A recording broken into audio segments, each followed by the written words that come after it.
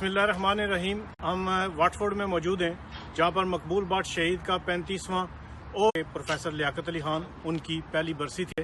یہاں پر ہمارے ساتھ سکھ کمیونٹی کے نمائندہ موجود ہیں.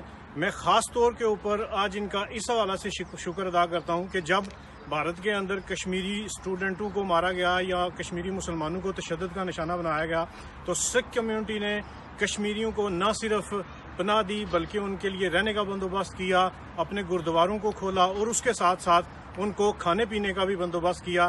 اس کے اوپر میں ان کا ذاتی طور کے اوپر ایک کشمیری ہونے کے ناطے شکریہ بھی ادا کرتا ہوں اور اس موقع پر میں یہ چاہوں گا کہ یہ دو الفاظ کہہ بھی دیں کشمیر کے حوالے سے یا کشمیریوں کے حوالے سے. ਵਾਹਿਗੁਰੂ ਜੀ ਕਾ ਖਾਲਸਾ ਵਾਹਿਗੁਰੂ ਜੀ ਕੀ ਫਤਿਹ ਸਾਰਿਆਂ ਨੂੰ. ਤੇ ਵੈਸੇ ਦੇਖਿਆ ਜਾਏ तो सिखों ने पहली बार नहीं मदद की थी, सिखों ने हर जगह मदद की.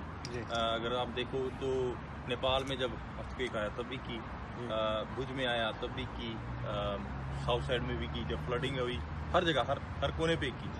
पर एक बड़ी मान की बात है कि जो हमारे को सोचने को मजबूर करती है सिख कौम को तकरीबन कि हमने कश्मीरियों की मदद की, लेकिन एक ऐसी कौम थी कश्मीरियों की सिर्फ पूरी दुनिया में जिसने हमारा शुक्रिया अदा किया अपने हिसाब से, हमारा फर्ज बनता है. शुक्रिया जी. ते और ऐसा शुक्रिया अदा किया कि आप सोशल मीडिया पे बहुत ऐसी वीडियो वायरल हुई हैं जिसमें उन्होंने सिख भाइयों को जैसे फ्री में कई डिस्काउंट भी दिए हुए हैं, जैसे टूरिज्म पे दिए हुए हैं.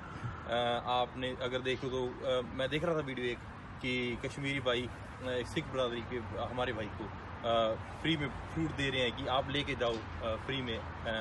बड़ा एक बड़ा मान भी और एक बड़ी खुशी होती है कि इतना प्यार दोनों कौमों में तकरीबन होना चाहिए और बढ़ना भी चाहिए. बहुत शुक्रिया, थैंक यू वेरी मच.